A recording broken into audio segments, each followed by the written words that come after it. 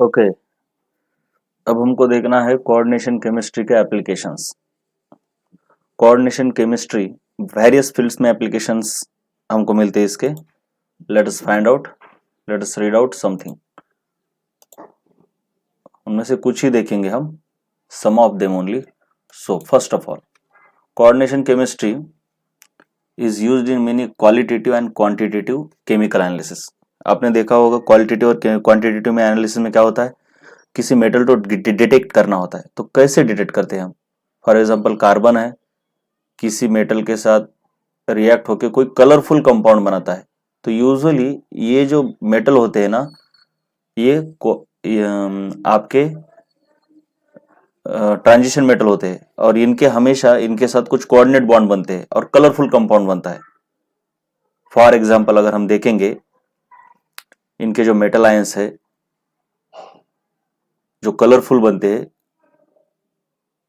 इन्हें हम coordination entities कहते हैं, मतलब कोऑर्डिनेट बॉन्ड की वजह से ही बने हैं।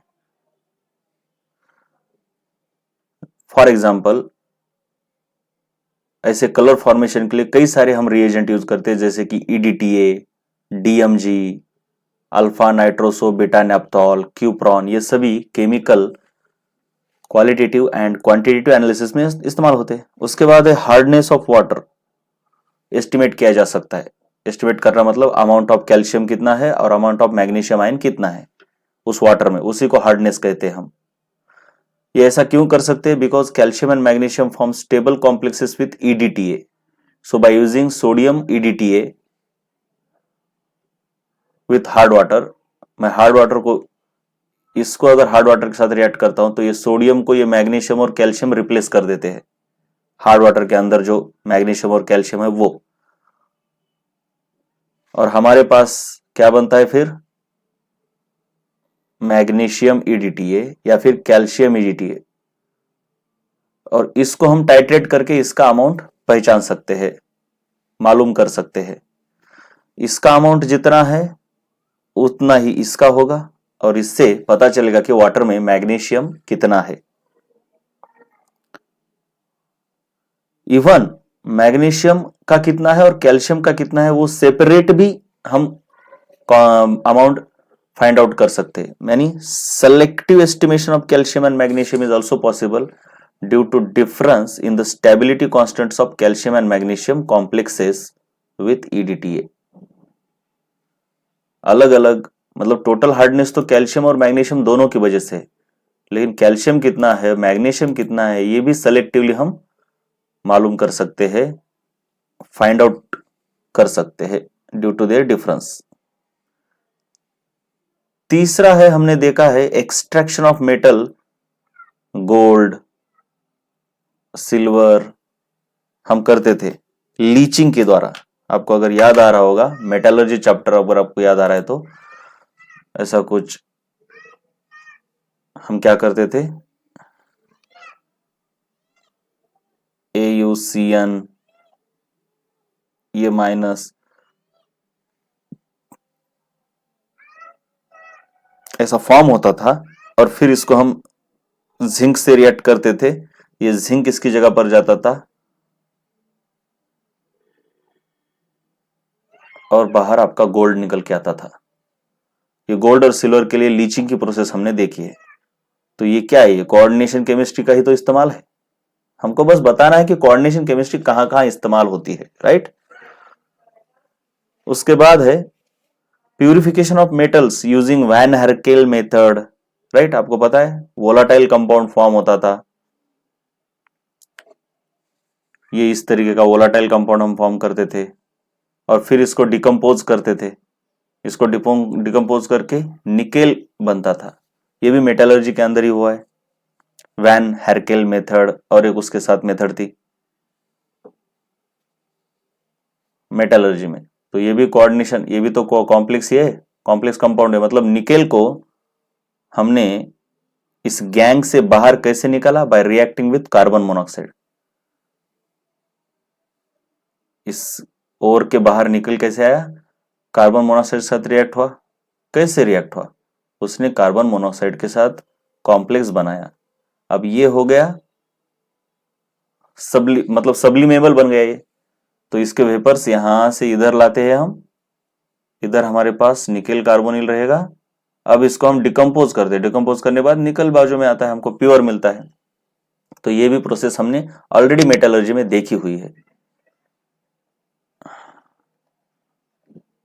मैं इसलिए डिटेल में नहीं बता रहा क्योंकि वहां पे डिटेल में बताया गया है सबके बारे में, इन सबके बारे में, राइट।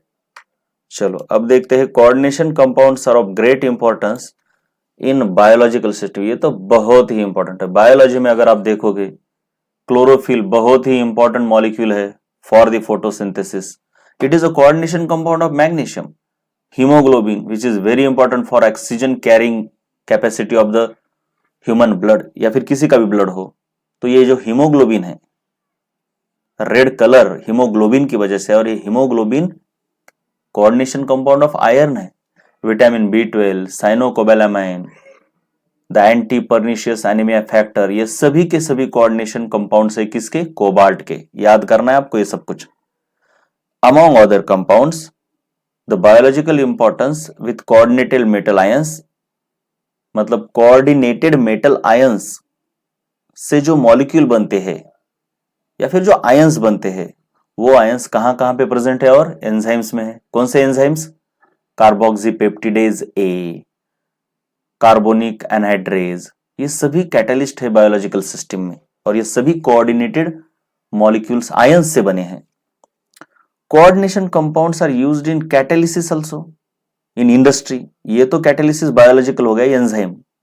इंडस्ट्री में भी कैटलिस्ट बोल के यूज करते हैं। फॉर एग्जांपल रोडियम का एक कॉम्प्लेक्स है ये, इसको बोलते हैं Wilkinson catalyst, and it is used in the hydrogenation of alkenes. उसके बाद है इलेक्ट्रोप्लेटिंग में बहुत ज्यादा इस्तेमाल होता है। इलेक्ट्रोप्लेटिंग में हम क्या करते हैं, यहां पे हमारा जो भी एक पॉट है, बर्तन है, जिसको हमें इलेक्ट्रोप्लेट करना है नोबल मेटल से, गोल्ड या सिल्वर या प्लेटिनम से, तो इसको हम क्या बनाते हैं? कैथोड बनाते हैं, जिसकी तरफ कैटायन खींचे आएंगे, राइट। कैटायन आएंगे यानी निगेटिव चार्ज।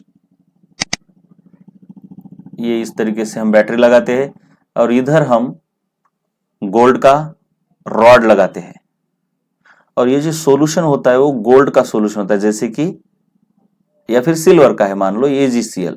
लेकिन ये AgCl इस्तेमाल करने पर इसके ऊपर जो इलेक्ट्रोप्लेटिंग होती है वो उतनी यूनिफॉर्म नहीं होती, कुछ इस तरीके से हो जाएगी, ये उतनी यूनिफॉर्म नहीं होगी। लेकिन AgCl की जगह पर आप इसका अगर कोऑर्डिनेशन कंपाउंड इस्तेमाल करते हो, जैसे कि AgCN, तो ये बहुत ही यूनिफॉर्म तरीके से इलेक्ट्रोप्लेटिंग कराता है, एकदम यूनिफॉर्म। देखो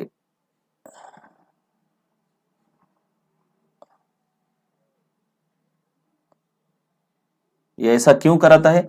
क्योंकि ये कॉम्प्लेक्स कंपाउंड होने की वजह से इस कॉम्प्लेक्स के अंदर से ये सिल्वर बहुत ही धीरे धीरे बाहर निकलता है, और ये बहुत ही धीरे धीरे लेयर उसके ऊपर यूनिफॉर्म लेयर चढ़ती है। उसके बाद है the black and white photography का जब जमाना था, उस समय क्या किया जाता था? सबसे पहले देखो, कैमरे के अंदर ऐसी एक फोटोग्राफिक फिल्म रहती थी, इसके ऊपर पूरा का पूरा एक कंपाउंड रहता था लगा हुआ, इसको कहते हैं AgBr। ये सिल्वर ब्रोमाइड होता था। ठीक से दिखाता हूं मैं जरा इसको।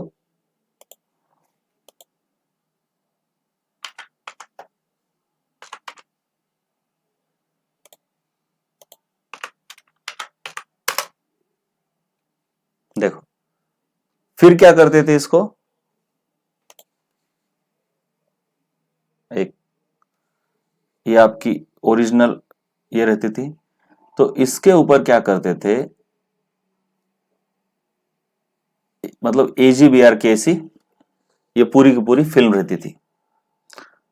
अब जब हम किसी का फोटो खींचते हैं तो इस फिल्म का बस उतना ही पार्ट एक्सपोज होता था सनलाइट को जहां पे पिक्चर्स है, और जहां पे अंधेरा है वो ब्लैक रहता था।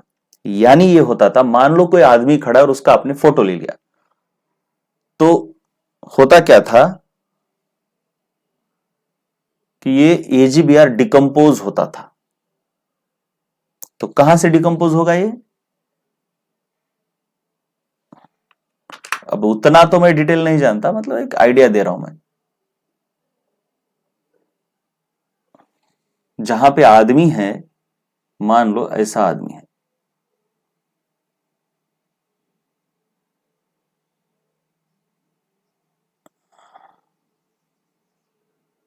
ये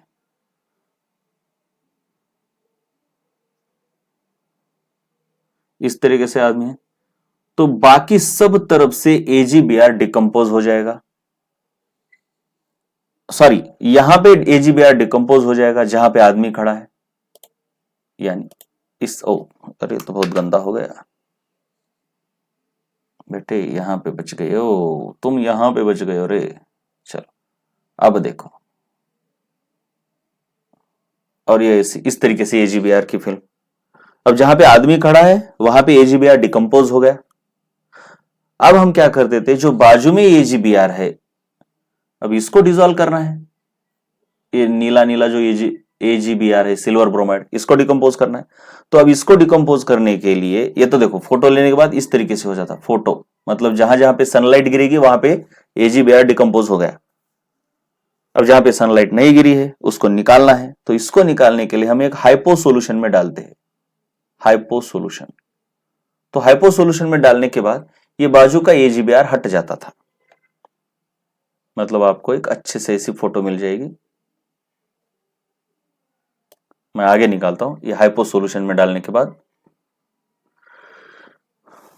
ये जो भी है तस्वीर, और यहां पे ये आदमी जो भी है, चलो इस तरीके से फोटो आपको मिल जाती थी। तो दो सिचुएशन है, एक है फोटो से एजीबीआर को डिकम्पोज करना, और दूसरा हाइपो सोल्यूशन से एजीबीआर को, बचे हुए एजीबीआर को निकालना। तो ये हाइपो सोल्यूशन कोऑर्डिनेशन कंपाउंड ही तो है, यही तो हमको देखना है, हमको थोड़ी फोटोग्राफी सीखनी है बेटे। तो ये जो हाइपो सोल्यूशन है, इसको सबसे पहले डेवलप्ड फिल्म बोलते हैं। ये जो है ना, ये जो है ना, इसको डेवलप्ड फिल्म बोलते हैं, डेवलप्ड फिल्म, जिसको हम निगेटिव बोलते थे पुराने जमाने में। अब ये डेवलप फिल्म को हाइपो सोल्यूशन से फिक्स किया जाता है, मतलब final film. So this is your fixed photo.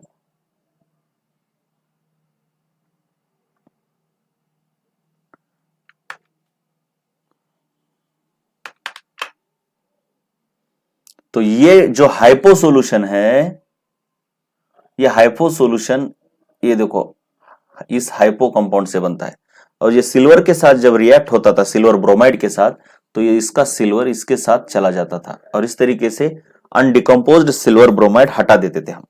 तो ये क्या है, ये कोऑर्डिनेशन कंपाउंड ही तो है। और finally there is a growing interest in the use of chelate therapy in the medicinal chemistry. Chelated ligands contain करने वाले कोऑर्डिनेशन कंपाउंड का इस्तेमाल मेडिकल साइंस में होने लगा है। इसका एक एग्जांपल है treatment of the problems caused by presence of metals in toxic proportion in the plant. अगर किसी प्लांट और एनिमल में कोई मेटल ज्यादा, उसके नेचुरल प्रोपोर्शन से ज्यादा पाया जाता है, तो उसको, मतलब उस मेटल को निकालना है, क्योंकि मेटल ज्यादा है ना, जितना चाहिए उससे बहुत ज्यादा हो गया उस प्लांट के अंदर, तो ये टॉक्सिक बन जाता है अभी। तो उसको निकालने के लिए कोऑर्डिनेशन कंपाउंड बना के उसको निकाला जाता है। मान लो किसी मेटल में कॉपर ज्यादा होता है या फिर आयरन ज्यादा होता है, तो इस कॉपर और आयरन को रिमूव किया जाता है बाय यूजिंग चिलेटिंग लिगैंड्स। ये चिलेटिंग लिगैंड उसको खींच के बाहर लाते हैं। कौन सा है chelating ligand? D penicillamine and desferrioxamine B. और ये चिलेटिंग लिगैंड कैसे निकालते हैं? By forming the coordination compounds.